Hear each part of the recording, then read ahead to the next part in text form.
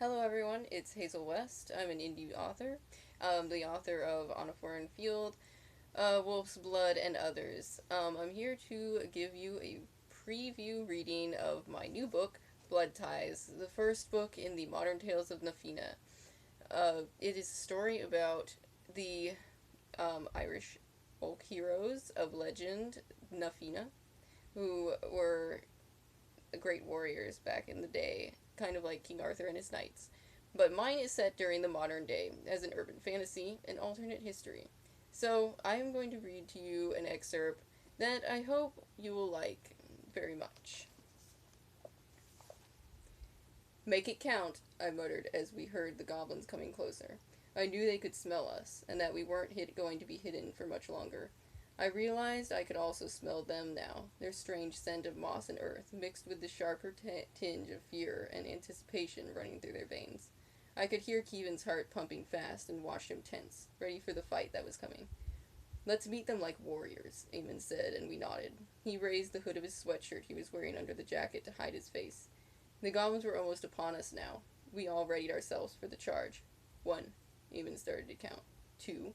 The first goblin showed himself, and Eamon let out a roar as he leapt up, shooting point blank between the goblin's eyes as Keevan and I rushed out at them. I slashing with my sword, and Keevan screaming a meaningless war cry as he spun the axe with deadly accuracy. We made good work, but the goblins kept coming, and finally we were overwhelmed and overpowered. A goblin in a military-style coat and steel-toed boots, who I took to be a lieutenant, strode up as the goblins were confiscating our weapons, forcing us to our knees and wrenching our arms behind our backs. What have we caught? He asked, surveying us with an appraising look. 3 Fina.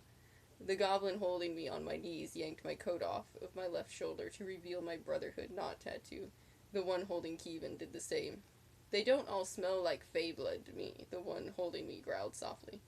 The lieutenant strode slowly over to Eamon, and I held my breath, though I tried not to give anything away. I didn't know why I bothered, because I knew it would all be over in a moment. He grasped the hood, partly concealing Eamon's face, and yanked it down, revealing his 2 braids with beads sporting the royal design. Eamon smiled grimly up at him, as the lieutenant smirked. Ah, so this one is King Eamon. Very good. That means we can forgo chasing the others. Is it wise to call the men off, sir? Another goblin asked. They might pose a problem. The lieutenant looked bored. Our numbers are far superior. Besides, by the time they figure out how to find the fortress, let alone infiltrate it, they won't have any reason to. And we've got more than enough leverage here to make them cooperate. Now bind them, and we will take them back to His Majesty before they try to get away. He turned to Eamon with a cold smile. King Lurkin will be happy to have some royal company, or at least some who might be worth the title. Eamon's face darkened, but he wisely said nothing. I envied him that, for if it had been my brother the goblin spoke of, I feared I would have taken his head off with my bare hands. It did sound promising for the fact that Orin and possibly Elios were still alive, as Jarlath said, though. For now. Blood Ties will be out on February 16th, and then you can pick up a copy for yourself. And you go stop over by the blog, the link in the description, for today's cover reveal, to see the final cover. And I hope you all consider buying a copy and joining the adventure of Kieran McCool and his daring Nafina.